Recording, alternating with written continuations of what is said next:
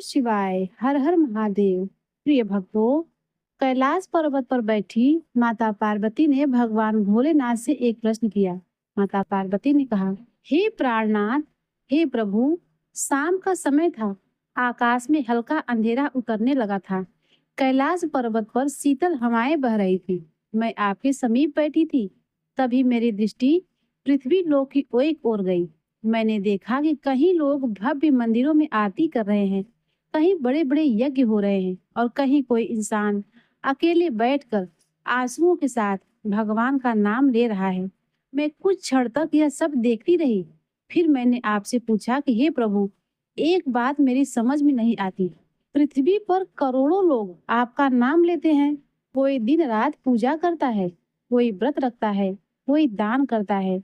फिर भी बहुत से लोग दुखी ही रहते हैं और कुछ ऐसे भी हैं जो कभी पूजा तक नहीं करते, फिर भी उनके पास सब कुछ होता है। आखिर ऐसा क्यों? तब भगवान शिव ने देवी पार्वती से कहा, हे देवी, संसार केवल बाहरी भक्ति देखता है, लेकिन मैं मनुष्य का हृदय देखता हूँ।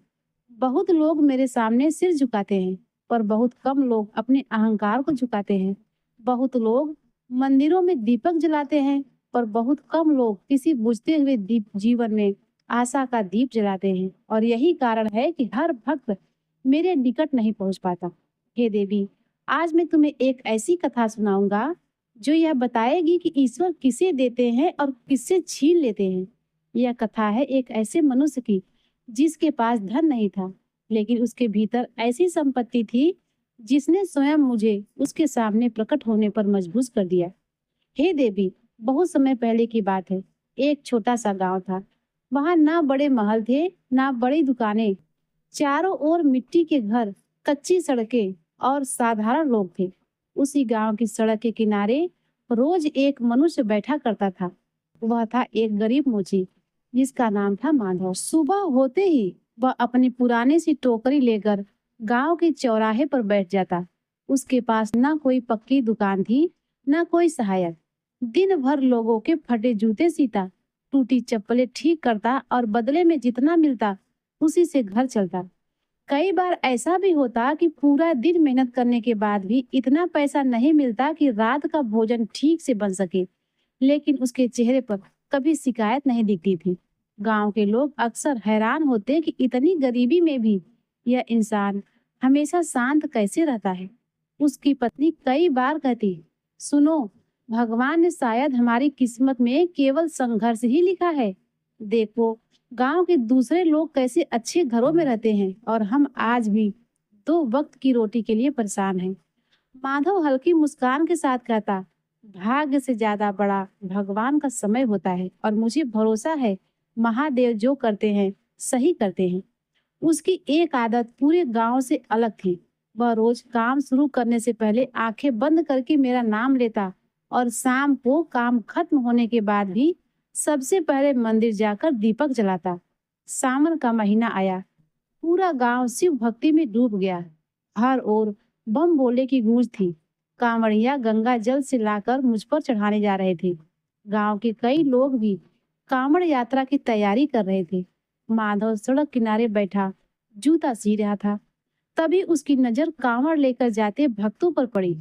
उनके चेहरे पर भक्ति और आनंद देखकर उसका भी मन भीतर तक हिल गया। उसने पहली बार मन ही मन इच्छा की, काश मैं भी एक बार अपने भोलेनाथ के लिए कांवड़ ला पाता। लेकिन अगले ही क्षण उसकी नजर अपनी फटी हुई जेब पर गई। घर की हालत उसे याद आई। उसने धीमे से सिर झुका लिया। उस रात जब वह मंदिर गया तो शिवलिंग के सामने बैठकर बोला, हे महादेव, मेरे पास धन नहीं है, मैं आपके लिए बड़ी पूजा नहीं कर सकता, लेकिन एक इच्छा है कि एक दिन मैं भी आपके लिए कांवड़ लेकर जाऊं। अगर आपकी इच्छा हुई तो जरूर जाऊंगा।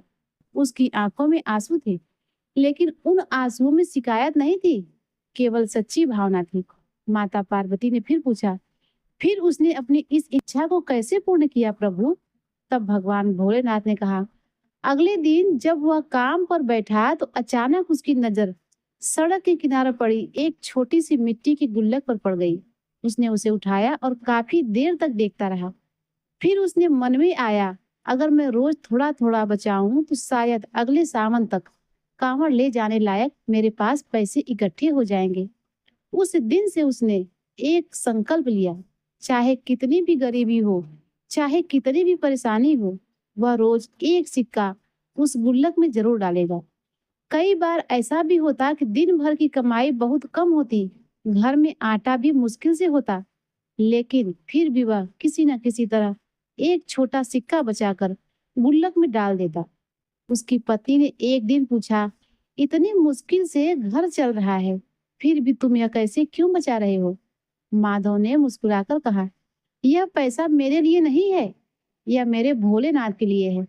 धीरे धीरे समय बीतने लगा, गुल्लक भरने लगी और उसी के साथ माधव का विश्वास भी मजबूत होने लगा। लेकिन उसे क्या पता था कि मैं केवल उसकी भक्ति नहीं देख रहा था, मैं उसकी परीक्षा की भी तैयारी कर रहा था। क्योंकि अगले सावन में उसके जीवन में एक ऐसा दिन आने वाला था जहां एक पल का निर्णय तय करेगा कि मैं उसे उठाऊंगा या उसकी परीक्षा और कठिन कर दूंगा। और उसी दिन एक प्यासा बूढ़ा उसके सामने आने वाला था। समय धीरे धीरे बीतता गया, दिन महीनों में बदल गए और महीने फिर सावन के निकट पहुंचने लगे। उस गरीब माधव की जिंदगी में कोई बड़ा बदलाव नहीं आया था। आज भी वह सुबह से शाम तक मेहनत करता था, आज भी कई बार आधा पेट खाकर सो जाता था। लेकिन एक चीज जरूर बदल चुकी थी, उसका विश्वास पहले से कहीं ज्यादा गहरा हो गया था। रोज रात को वह मिट्टी की उस गुल्लक को हाथ में लेकर मुस्कुराता और कहता, बस भोलेनाथ, थोड़ा और साथ दे दो, इस बार मैं जरूर आपकी कांवड़ लेकर जाऊंगा। उसकी पत्नी भी अब उसके इस संकल्प का हिस्सा बन चुकी थी। कई बार वह अपने हिस्से की रोटी कम कर देती ताकि एक छोटा सिक्का बच सके। कई बार दोनों बिना सब्जी की केवल सूखी रोटी खा लेते, लेकिन गुल्लक में सिक्का जरूर डालते। धीरे धीरे वह दिन भी आ गया जिसकी माधव पूरे वर्ष से इंतजार कर रहा था। सावन का पहला सोमवार सुबह गांव में अद्भुत वातावरण था। हर ओर हर हर महादेव की गूंज थी। कांवड़िया केसरिया वस्त्र पहनकर निकल पड़ रहे थे, ढोल बज रहे थे, मंदिरों में घंटियां बज रही थी। माधव ने कांपते हाथों से अपनी गुल्लक उठाई।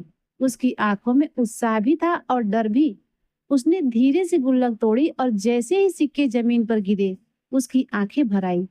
पूरा एक वर्ष, पूरे एक वर्ष की भूख त्याग कर तपस्या आज उसके सामने पड़ी थी। उसने सिक्के गिने, इतने पैसे हो चुके थे कि वह एक साधारण कांवड़ खरीद सके। उसने तुरंत मेरे सामने सिर झुकाया और बोला, प्रभु, आज मेरी सुन ली। उस दिन उसने बाजार जाकर बहुत साधारण लेकिन साफ सुथरी कांवड़ खरीदी, उसे अपने हाथों से सजाया। उसमें कोई दिखावा नहीं था, केवल सच्ची श्रद्धा थी। फिर वह गंगा तट की ओर निकल पड़ा। जब उसने पहली बार गंगाजल अपने हाथों में लिया तो उसकी आंखें बंद हो गई। उसे ऐसा लगा जैसे वर्षों की तपस्या पूरी हो गई हो। उसने सावधानी से कांवड़ में जल भरा और उसे कंधे पर रख लिया। उसके चेहरे पर एक अलग ही शांति थी। वह नाच रहा था और ना ऊंची स्वर में जयकारे लगा रहा था, लेकिन उसके भीतर लगातार ओम नमः शिवाय गूंज रहा था। रात भर उसने कई प्रकार के भक्त देखे। कोई केवल दिखावे में भक्ति कर रहा था, कोई जल्दी पहुंचने की होड़ में था, कोई दूसरों को धक्का देकर आगे बढ़ रहा था। माधव यह सब देख रहा था, लेकिन उसका ध्यान केवल मुझ पर था। दोपहर का समय हो चुका था, तेज धूप पड़ रही थी, रास्ता लंबा था। तभी एक सुनसान मोड़ पर उसकी नजर सड़क किनारे बैठे एक वृद्ध पर पड़ी। वह बूढ़ा बेहद कमजोर दिखाई दे रहा था। उसके कपड़े फटे हुए थे, होठ सूखे हुए थे, आंखों में पीड़ा पीड़ा थी। वह कांपती आवाज में हर आने जाने वालों से कह रहा था, बेटा, एक घूंट पानी पिला दो, गला सूख रहा है, प्राण निकल जाएंगे। लेकिन कोई भी नहीं रुका। किसी ने कहा, यह जल शिव का है, किसी और को नहीं दे सकते। किसी ने कहा, अगर जल कम हो गया तो पूजा अधूरी रह जाएगी। कुछ लोग तो उसे अनदेखा करके आगे बढ़ गए। माधव भी कुछ कदम आगे निकल गया, लेकिन अचानक उसके पैर रुक गए। उसने पीछे मुड़कर उस वृद्ध को देखा। बुढ़ा अब भी कांपते हुए पानी मांग रहा था। माधव के भीतर जैसे संघर्ष शुरू हो गया। एक तरफ उसका पूरा वर्ष का सपना था, मुझ पर जल चढ़ाने की इच्छा, और दूसरी तरफ एक प्यासा प्राणी था जिसकी सांसें टूट रही थी। उसके हाथ कांपने लगे। उसने मन ही मन कहा, हे भोलेनाथ, मैं क्या करूं? उसी क्षण उसके भीतर से एक आवाज आई, अगर मेरे नाम पर किया गया धर्म किसी की जान ना बचा सका तो वह कैसा धर्म? माधव की आंखों में आंसू आ गए। वह तुरंत बूढ़े के पास गया, घुटनों के बल बैठा और बोला, बाबा उठिए, पानी पी लीजिए। बूढ़े ने कमजोर हाथों से उसकी ओर देखा और कहा, बेटा, यह जल तो शिव जी के लिए है। माधव मुस्कुराया। उसकी आंखों में करुणा थी। उसने कहा, अगर महादेव सच्चे हैं तो वह किसी प्यासे को तड़पता देखकर कभी प्रसन्न नहीं होंगे। इतना कहकर उसने अपनी कांवड़ से जल निकाला और बूढ़े को पिला दिया। जैसे ही बूढ़े ने जल पिया, उसके चेहरे पर अद्भुत शांति आ गई। उसकी आंखों में एक अजीब चमक उभर आई। माधव को लगा जैसे कुछ पल के लिए उस वृद्ध के चेहरे पर कोई दिव्य आभा दिखाई दी हो। बूढ़ा धीरे से मुस्कुराया। फिर उसने पास खड़े हुए बेल पत्र उठाए और माधव के हाथ में देते हुए कहा, बेटा, आज तुमने जल नहीं दिया, मुझे धर्म को जीवित रखा है। इसे अपने घर ले जाना और आज रात इसे अपने पूजा स्थान पर रख देना। माधव कुछ समझ पाता उससे पहले ही बूढ़ा धीरे धीरे आगे बढ़ा और कुछ ही दूरी पर जाकर अचानक आंखों से ओझल हो गया। माधव स्तब्ध खड़ा रह गया। उसकी कांवड़ अब खाली हो चुकी थी। उसका सपना अधूरा रह गया था, लेकिन उसके भीतर एक अजीब सी शांति थी। वह बिना जल चढ़ाए ही घर लौट आया। जब उसकी पत्नी ने पूछा, क्या हुआ, आपने जल क्यों नहीं चढ़ाया? तब माधव ने पूरी बात बता दी। पत्नी कुछ क्षण चुप रही। फिर उसने केवल इतना कहा, अगर आपने किसी की जान बचाई है तो शायद महादेव आपसे नाराज नहीं होंगे।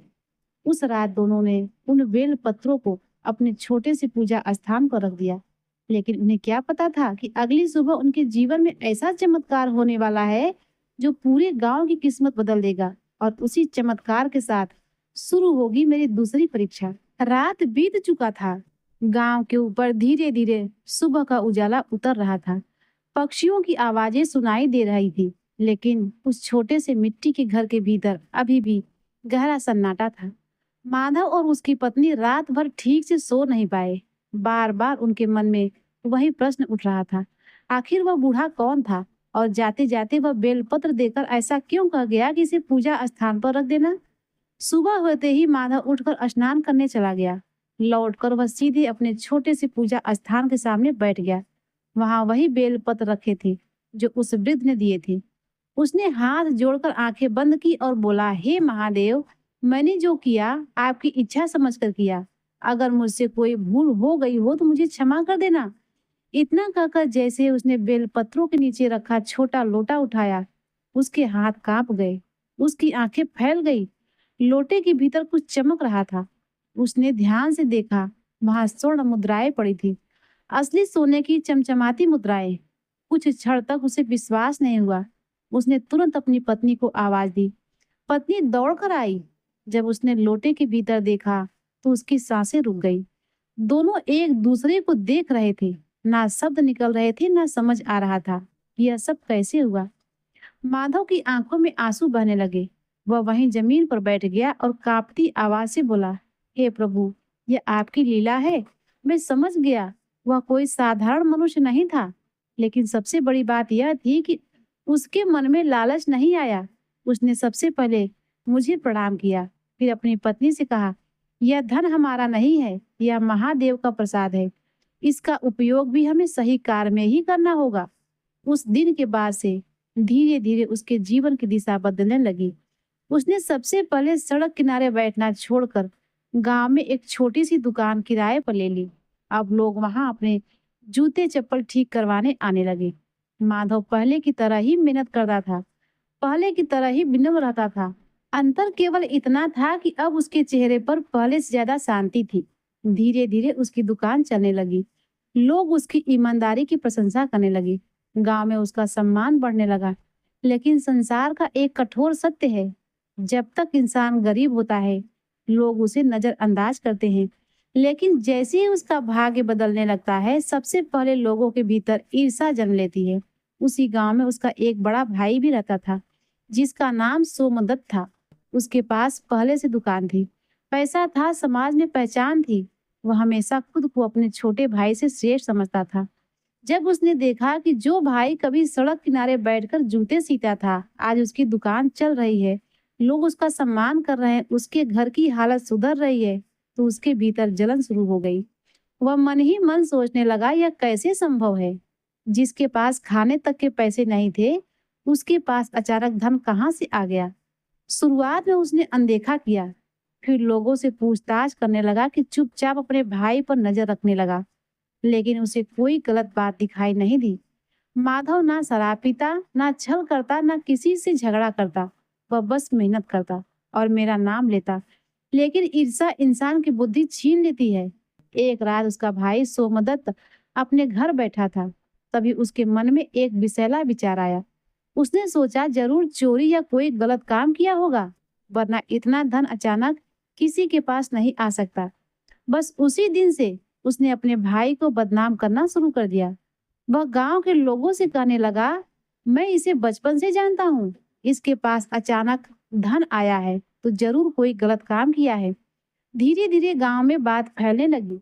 कोई कहता हो सकता है चोरी करता हो, कोई कहता कहीं से छुपा खजाना मिला होगा। कुछ लोग तो यहाँ तक कहने लगे कि यह भगवान के नाम पर लोगों को धोखा देता है। माधव को जब यह सब बात पता चला तो उसका हृदय टूट गया। वह रात को मंदिर गया और शिवलिंग के सामने बैठकर बोला, हे महादेव, जब मैं गरीब था तब लोगों ने मुझे नजरअंदाज किया। अब जब आपने थोड़ा सहारा दिया तो वही लोग मुझ पर शक करने लगे। आखिर मैं क्या करूं? उसकी आंखों में आंसू बह रहे थे, लेकिन उस रात भी उसने मुझसे धन नहीं मांगा। उसने केवल इतना कहा, बस प्रभु, मुझे सत्य के मार्ग से मत हटने देना। उधर उसका भाई सोमदत्त अब और भी आगे बढ़ चुका था। उसने गांव के पंचायत बुलाने का निर्णय लिया।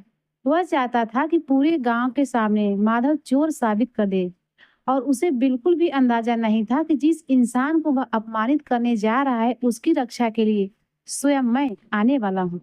अगले दिन पूरे गांव में एक ही चर्चा थी, पंचायत बैठने वाली है। गांव के लोग धीरे धीरे चौपाल की ओर इकट्ठा होने लगे। कोई उत्सुक था, कोई तमाशा देखने आया था, और कुछ लोग पहले से ही मन बना चुके थे कि गरीब आदमी अचानक अमीर हुआ है तो जरूर कोई छल हुआ होगा। सोमदत्त सबसे आगे खड़ा था। सबके चेहरे पर घमंड और पूरा विश्वास था कि आज पूरे गांव के सामने उसका भाई अपमानित होगा। उधर माधव अपने छोटे से घर में शांत बैठा था। उसकी पत्नी की आंखों में डर था। उसने कांपती आवाज से पूछा, क्या सच में पंचायत में जाना जरूरी होगा? लोग पहले से ही हमारे खिलाफ बातें कर रहे हैं। माधव ने धीमे स्वर में कहा, सत्य से भागने वाला हमेशा डरता है। मैंने कोई अधर्म नहीं किया। अगर महादेव मेरे साथ है तो मुझे किसी पंचायत से डरने की आवश्यकता नहीं है। इतना कहकर उसने मेरा स्मरण किया और पंचायत की ओर चल पड़ा। चौपाल पर पहुंचते ही लोगों की नजरें उसी पर टिक गई। कुछ लोग आपस में फुसफुसाने लगे, कुछ उसे संदेह की नजरों से देख रहे थे। पंचायत शुरू हुई। सोमदत्त ऊंचे स्वर में बोला, मैं पूरे गांव के सामने पूछना चाहता हूं कि एक ऐसा आदमी जिसके पास कल तक खाने तक के पैसे नहीं थे, उसके पास अचानक धन कहां से आ गया? जरूर इसने कोई चोरी या गलत काम किया है। गांव के कुछ लोग भी उसकी बातों में हाँ मिलाने लगे। एक आदमी बोला, हाँ, हमने भी कभी इसे इतना पैसा कमाते नहीं देखा। अचानक भाग्य बदल जाना सामान्य बात तो नहीं। माधव शांत खड़ा रहा, सब सुनता रहा। पंचों में से एक वृद्ध ने पूछा, अगर तुम निर्दोष हो तो सच सच बताओ कि तुम्हें यह धन कहाँ से मिला? माधव ने हाथ जोड़ लिया। उसकी आंखों में भय नहीं था, केवल सच्चाई थी। उसने पूरी घटना बतानी शुरू की। उसने बताया कि कैसे उसने 1 वर्ष पहले बचाए पैसे, कैसे वह कांवड़ लेने गया, कैसे रास्ते में उसे एक प्यासा वृद्ध मिला, कैसे उसने मेरा जल उस बूढ़े को पिला दिया। फिर उसने बताया कि उसी वृद्ध ने उसे बेलपत्र दिए और अगली सुबह वही बेलपत्र स्वर्ण मुद्राओं में बदल गए। उसी बात समाप्त होते ही पूरी चौपाल में हंसी गूंजी। कोई बोला, यह कहानी बच्चों को सुनाने के लिए ठीक है, भगवान कभी किसी को सोना नहीं देते। उसका भाई सोमदत्त व्यंग से हंसते हुए बोला, देखा, मैंने कहा था ना, यह सब झूठ बोल रहा है। माधव की आंखें भर आई। उसने आकाश की ओर देखा और मन ही मन कहा, हे महादेव, मैंने कभी किसी का बुरा नहीं किया। अगर आज भी सत्य हार गया तो लोगों का विश्वास धर्म से उठ जाएगा। उसकी आवाज कांप रही थी, लेकिन उसके भीतर की भक्ति सच्ची थी। और जब किसी भक्त की पुकार हृदय से निकलती है तो वह सीधे मुझ तक पहुंचती है। उसी क्षण अचानक वातावरण बदलने लगा। आकाश में काले बादल छा गए, तेज हवाएं चलने लगी। चौपाल के पास रखा दीपक अपने आप प्रज्वलित हो उठा। लोग घबराकर इधर उधर देखने लगे। अचानक पूरे वातावरण में डमरू की आवाज गूंज उठी। लोगों के शरीर कांपने लगे। माधव की आंखों से आंसू बहने लगे। वह समझ चुका था कि उसके महादेव आ चुके हैं। तभी चौपाल के बीच एक तेज प्रकाश प्रकट हुआ। उस प्रकाश के भीतर मैं स्वयं खड़ा था। जटाओं से गंगा बह रही थी। आंखों में अग्नि जैसा तेज था। गले में सर्प लिपटा हुआ था। पूरा वातावरण हर हर महादेव की अदृश्य ध्वनि से गूंज उठा। पूरा गांव भय से कांप रहा था। सभी लोग जमीन पर गिर पड़े। सोमदत्त तो डर के मारे थर थर कांपने लगा। मैंने गंभीर स्वर में कहा, जिस मनुष्य ने एक प्यासे प्राणी में मुझे देखा वही मेरा सच्चा भक्त है, और जिसने अपनी ही भाई की उन्नति देखकर ईर्ष्या की वह भक्ति की योग्य नहीं। पूरा गांव सिर झुकाए कांप रहा था। मैंने सोमदत्त की ओर देखा और कहा, जब यह भूखा था तब तुमने इसकी सहायता नहीं की। जब यह अपमान सह रहा था तब तुम मौन रहे, और जब मैंने इसकी परीक्षा लेकर इसे आशीर्वाद दिया तब तुम्हारे भीतर ईर्ष्या जन्म ले गई। मेरी आवाज और कठोर हो गई। याद रखो, मैं धन किसी की पूजा देखकर नहीं देता। मैं धन उसके हृदय को देखकर देता हूँ। और जब मनुष्य धन पाकर अहंकारी हो जाता है तो वही धन उसके विनाश का कारण बनता है। सोमदत्त रोने लगा। उसकी आंखों से पश्चाताप के आंसू बह रहे थे। उधर माधव जमीन पर सिर झुकाए बैठा था। उसकी आंखों में केवल भक्ति थी। तब मैंने उसकी ओर देखकर कहा, तुमने उस दिन जल मुझे नहीं मानवता को अर्पित किया था, और जहाँ दया होती है वही मेरा वास होता है। पूरा गांव स्तब्ध था, लेकिन मैं अभी केवल न्याय नहीं कर रहा था। अब मैं उस अंतिम सत्य को प्रकट करने वाला था जो पूरे गांव की सोच बदल देगा। पूरा गांव मेरे सामने सिर झुकाए खड़ा था। किसी की हिम्मत नहीं हो रही थी कि नजर उठाकर मुझे देख सके। वातावरण में ऐसा दिव्य कंपन था मानो समय स्वयं ठहर गया हो। माधव की आंखों से लगातार आंसू बह रहे थे। उसे अब समझ आ चुका था कि जिस वृद्ध को उसने पानी पिलाया वह कोई साधारण मनुष्य नहीं, स्वयं मैं था। उधर उसका भाई सोमदत्त भय और पश्चाताप से कांप रहा था। उसने रोते हुए मेरे चरणों में गिरकर कहा, प्रभु, मुझसे बहुत बड़ा अपराध हो गया है। मैं अपने ही भाई की उन्नति सहन नहीं कर पाया। मेरी बुद्धि ईर्ष्या से अंधी हो गई थी। मुझे क्षमा कर दीजिए। मैं कुछ क्षण मौन रहा। फिर मैंने गंभीर स्वर में कहा, मनुष्य का सबसे बड़ा शत्रु गरीबी नहीं, उसका अहंकार और ईर्ष्या है। जिस दिन मनुष्य दूसरों की खुशी देकर जलने लगाता है उसी दिन उसके भीतर पतन की शुरुआत हो जाती है। पूरा गांव ध्यान से मेरी बातें सुन रहा था। तब मैंने माधव की ओर देखा और कहा, मैंने इसे धन इसलिए नहीं दिया क्योंकि यह मेरा नाम लेता है। मैंने इसे लिए दिया क्योंकि इसके भीतर दया थी। इसने अपने स्वार्थ से पहले किसी दूसरे प्राणों को मौत दिया है। फिर मैंने पूरे गांव की ओर देखते हुए कहा, याद रखो, मैं मंदिरों के सोने से प्रसन्न नहीं होता। मैं उस हृदय से प्रसन्न होता हूँ जिसमें करुणा जीवित है। बहुत लोग मेरे लिए बड़े बड़े अभिषेक करते हैं, लेकिन रास्ते में किसी भूखे को देखकर आंखें फेर लेते हैं। ऐसी भक्ति मुझे स्वीकार नहीं है। लोगों की आंखें शर्म से झुक गई। तभी मैंने माधव से पूछा, अगर आज मैं तुमसे यह सारा धन वापस ले लूं तो क्या तुम्हारी भक्ति कम हो जाएगी? पूरा गांव माधव की ओर देखने लगा। यह उसकी अंतिम परीक्षा थी। माधव ने बिना एक पल सोचे हाथ जोड़कर बोला, हे प्रभु, जब मेरे पास कुछ नहीं था तब भी मैं आपका था। अगर सब कुछ चला जाएगा भी तब भी मैं आपका ही रहूंगा, क्योंकि जो दिया वह भी आपका था और जो लिया जाएगा वह भी आपका ही होगा। यह सुनते ही मेरे चेहरे पर हल्की मुस्कान आ गई। आप अदृश्य रूप से यह सब देख रही थी। आपके चेहरे पर भी संतोष था। मैं बोला, यही कारण है कि यह मेरा प्रिय भक्त है, क्योंकि यह धन का दास नहीं।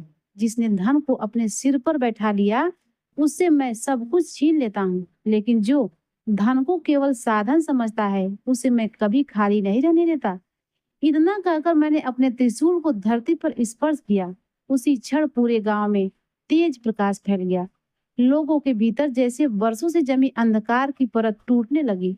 सोमदत्त रोते हुए अपने छोटे भाई के चरणों में गिर पड़ा।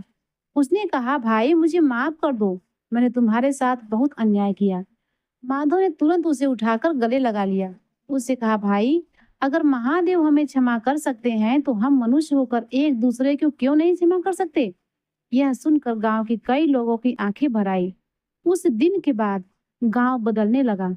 लोग केवल पूजा नहीं बल्कि जरूरतमंदों की सहायता भी करने लगे। गांव में पहली बार लोगों को समझ आया कि धर्म केवल मंदिर तक सीमित नहीं, धर्म वहां शुरू होता है जहां इंसान किसी दूसरे के दर्द का अपना दर्द समझने लगता है।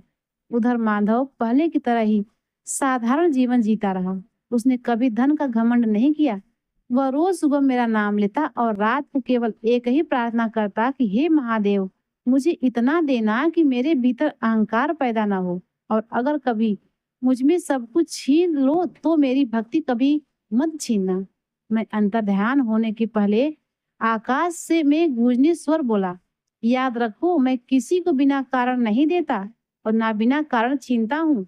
मैं केवल मनुष्य के कर्म, उसकी नीयत और उसके हृदय को देखता हूँ। और यही इस कथा का सबसे बड़ा सत्य था, क्योंकि उस दिन पूरे गांव को समझ आ गया कि मुझे केवल नाम लेने वाले नहीं बल्कि दूसरों के लिए जीने वाले प्रिय होते हैं। फिर माता पार्वती ने कहा, हे स्वामी, आपकी लीला और यह सत्य वास्तव अद्भुत है। आज मुझे समझ आया कि आपकी सच्ची कृपा का अधिकारी वही है जो अपने भीतर की करुणा और मानवता को जीवित रखता है। आपकी यह कथा मनुष्यों का मार्गदर्शन युगों युगों तक करती रहेगी। फिर भगवान शिव ने कहा, सत्य कहा देवी, जो मनुष्य इस परम सत्य को जान लेता है वह जीवन के समस्त बंधनों को दुखों से मुक्त हो जाता है। संसार में धन और वैभव तो आते जाते रहते हैं, परंतु जो करुणा, दया और निष्कपट भक्ति मानव के हृदय में थी वह स्थिर रहती है। जो मनुष्य दूसरों के आंसुओं को पोंछना सीख जाता है वह बिना किसी मंदिर जाए भी मेरे सबसे निकट होता है। उसकी रक्षा के लिए मुझे स्वयं पृथ्वी पर उतरना ही पड़ता है। तब माता पार्वती ने कहा, हे प्राणनाथ, आपकी इस अद्भुत वाणी और परम पावन कथा ने मेरे हृदय को पूर्णतः तृप्त कर दिया। यह संवाद केवल इस गांव के लिए नहीं बल्कि समस्त सृष्टि के कल्याण का मार्ग है। आपकी जय हो हे महाकाल। तो प्रिय भक्तों, इसी के साथ यह कथा समाप्त होती है। एक बार जयकारा लगाइए, नमः पार्वती पतये हर हर महादेव। प्रिय भक्तों, यदि हमारी कथाएं आपको पसंद आती हो तो हमारे वीडियो को लाइक और चैनल को सब्सक्राइब करना ना भूलिएगा। इसी के साथ आपसे विदा लेते हैं, मिलते हैं अगले वीडियो में। तब तक के लिए ओम नमः शिवाय।